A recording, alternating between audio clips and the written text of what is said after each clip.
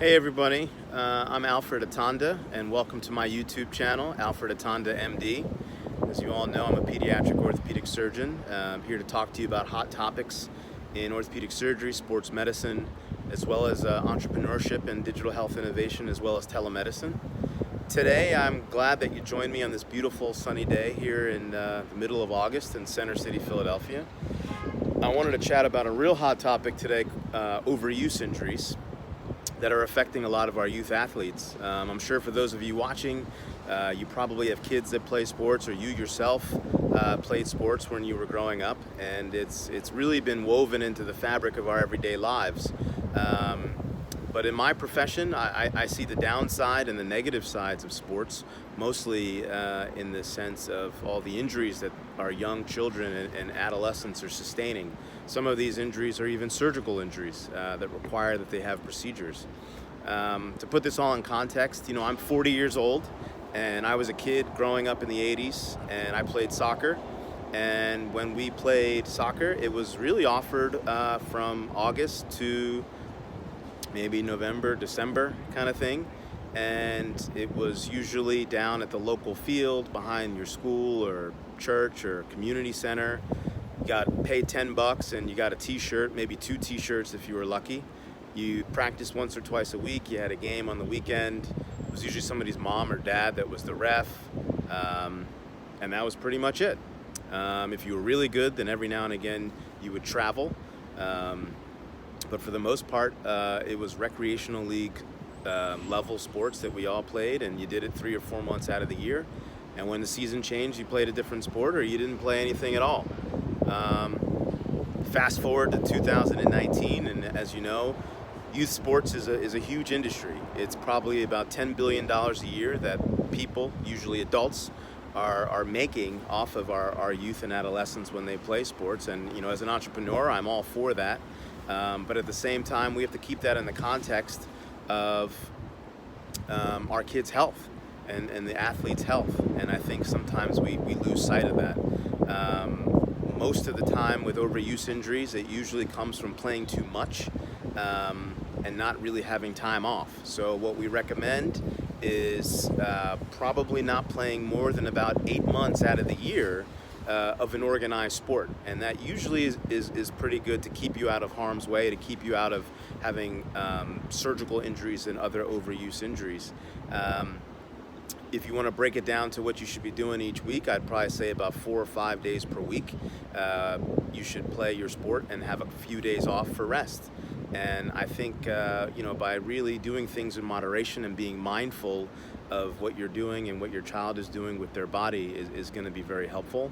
Unfortunately, there's this notion that the more you play, the better you're going to be, and the more people are going to notice you, and the better chances you can have of getting to that next level. But a lot of our research and experience has shown that the more you play, the only thing that you're really ensuring is that you're exposing your child to more potential injury.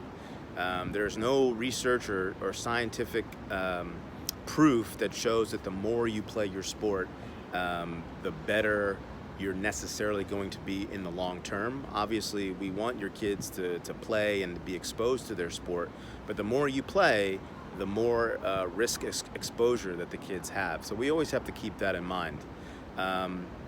When I was training as a sports medicine surgical fellow, I was lucky to take care of some of the professional teams here in Philadelphia. I worked with the Eagles, I worked with the Phillies, I worked with the Flyers as just an assistant doc. And the one thing that I saw when I took care of those guys is how much they took care of their bodies and how much the teams valued their health.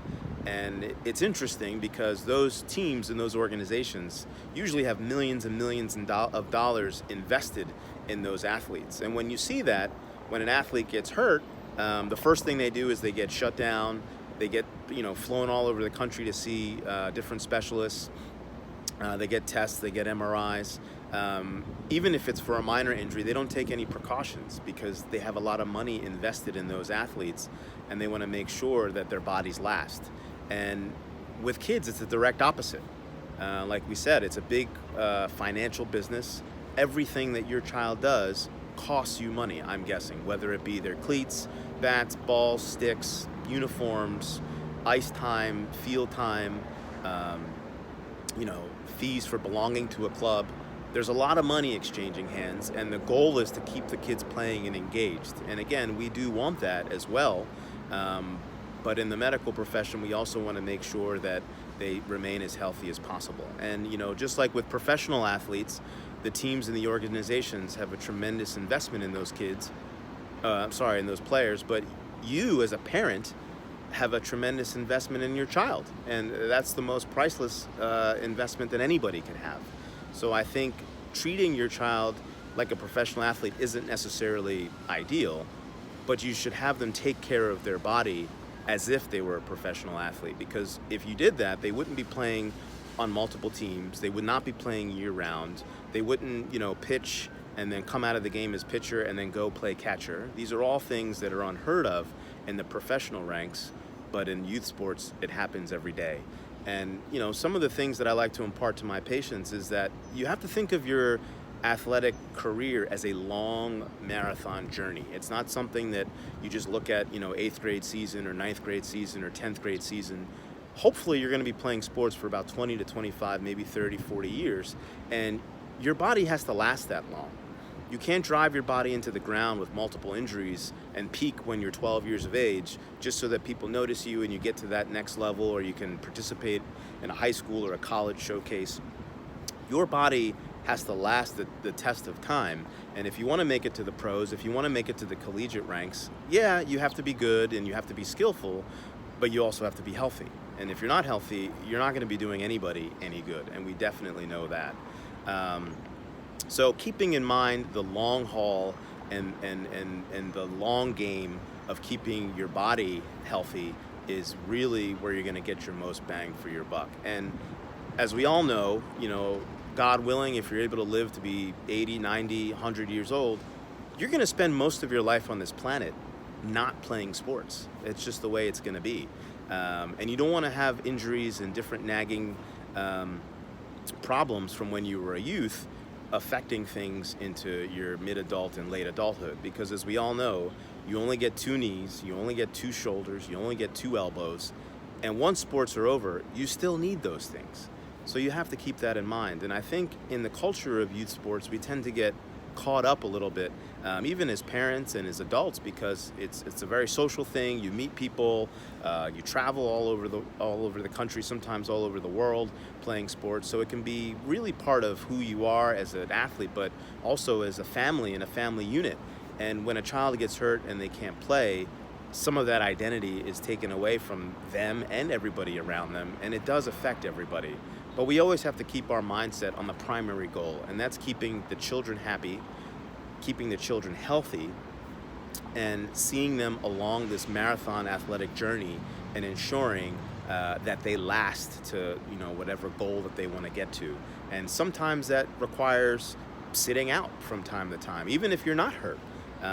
You can watch professional sports, specifically, I watch a lot of soccer, and you can see like European soccer clubs, those guys are starting to play now in August, and they can go straight through to May, depending on how long they go. And throughout the season, the top athletes rest themselves. They sit out, not because they're hurt or because they're having, trouble playing. It's just because they know that they need to have their bodies last. And I think a lot of the youth athletes and adolescent athletes I see in my office, that's not the particular mindset that they have. The goal is always to keep playing, not miss anything, not miss any games, not miss any tournaments.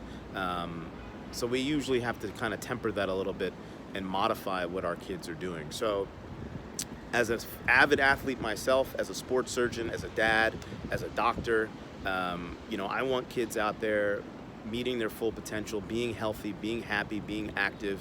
But we do have to keep their health the number one priority, and realize that this athletic journey and athletic career of theirs is a long period of time, and their bodies definitely have to last the test of time, not for their athletic career, but as human beings, down the line as a whole. So if there's anything you take from this talk, always keep your child's health of utmost importance. Always realize that there is a long journey that they're going to be on, and you are going to shepherd them through this journey. Every time I see kids in the office, you know, I see them, their parents, maybe a sibling, but I never see them with their teammates. I almost never see them with their coaches or their scouts and all the people that are involved with their sport. When your child gets hurt and has a problem, always remember that's going to be your problem and your child's problem. And quite frankly, most of the time, they will find somebody to replace your child if your child has surgery or gets hurt and can't play. We always realize that the kids and the parents have a dedication to the team, but at the end of the day, it's your responsibility as a parent to shepherd your child safely along this journey, and always realize that, you know, it's ultimately up to you all, and you have your child's best interests at heart. So I hope you enjoyed that. Always, like I said, refer to this video if you have any doubts or questions, but definitely realize that the athletic career is a very long journey, and your child's health has to be number one priority throughout that time period. So I hope you enjoyed the few words I had to share. I hope you enjoyed the beautiful sunshine behind me, and please tune in again for some of our other videos. Have a great day, everybody.